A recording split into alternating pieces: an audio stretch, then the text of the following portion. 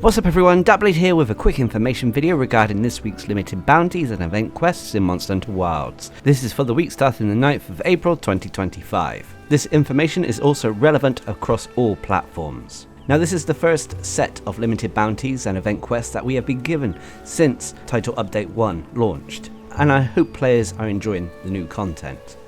But let's move on to talk about the limited bounties. As always, you can find these by either going to the support desk and talking to the Palico there. You can also find them on the Expedition record board in the Grand Hub or in your menus. You'll also notice that limited bounties now have arena limited bounties as well. But what do we have this week? Well, first of all, for the normal limited bounties, the first is to complete 5 quests rank 1 star or higher. So this is any difficulty quest. And for completing 5 of them, you'll get some armor spheres. Next step is to complete 3 quests in Wyveria. And again, this can be done at any rank. And for doing so, you'll get a silver Meldon ticket and some armor sphere plus. Next up is to hunt 5 large high rank Temnoceran monsters, which are the spider-like monsters, so Lalabarina and Nursilla. And for taking 5 of them down, you'll get a silver relic ticket and advanced armor spheres. Next up is to hunt 3 monsters, rank 6 star or higher, so these are the tougher monsters in the game, and for doing so, you'll get some auric calcite and some hard armor spheres. Finally is to complete all of this week's other limited bounties, and for doing so, you're rewarded with a heavy armor sphere and a pick a meal voucher that can be used in the Grand Hub to claim any meal you wish.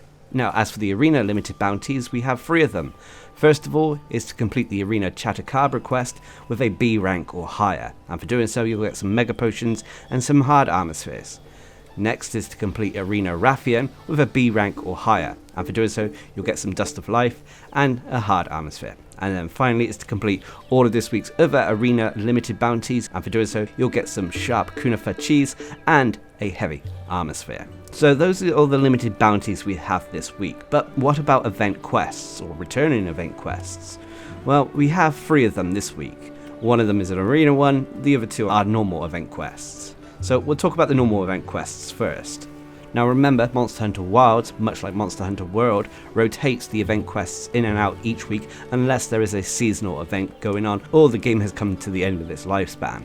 This week we have the following event quests. First of all is King of the Faraway Sky, a 6 star high rank quest that requires hunters to be hunter rank 31 or higher, and has players taking on a 3 star Tempered Guardian Rathalos in the Wyverian Ruins. Now in terms of anything special about this event quest, I couldn't tell there was anything special about the monster itself. I may already have the gold crown for it, so I wasn't able to tell if it was a large or small gold crown. But what about rewards? Well, the only real special rewards you get from this event quest is you get some rusted weapon shards, which can be used to make Artian weapons. I believe the parts can only make rarity 7 Artian weapons though, so it may not be the most useful of event quests. But what about the other event quest? Well, the second one is When Do Chemitrice Sing, a 4 star high rank quest that requires hunters to be hunter rank 9 or above to participate in, and has players taking on a 3 star Chemitrice in the plains. Again, nothing too special about the monster itself, but for taking down Chemitrice, you'll be rewarded with Amstrigian tickets. These can be taken to the blacksmith and used to craft the Amstrigian, which I hope I'm saying right, headpiece, which puts the little funny endemic life on your head. This also comes with the wide range and evade extender skill, so in terms of skills it's not the most useful, especially if you are endgame. Nonetheless, in terms of lead armor, it's a must.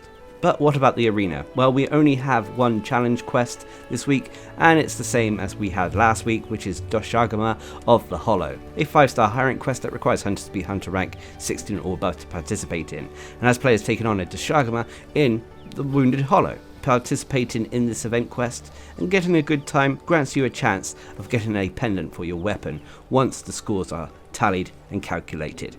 However, I will say this, that the arena quests at the moment, including the normal arena quests as well as these challenge arena quests, the leaderboards are littered with cheaters at the moment. If you look at the rankings and see the leaderboards, there are people who are completing these hunts in impossible times. So I doubt these challenge arena quests will be rotated in and out quickly. because Capcom probably want to make sure that the legitimate people get the rewards rather than anyone who's been cheated in. But that about wraps up all the limited bounties and event quests we have this week. I want to apologise that I haven't been producing many videos of late. I'm not going to lie, I am struggling health-wise a fair bit at the moment, and it's making producing videos difficult. So I hope you can be patient with me, as I do have more on the way.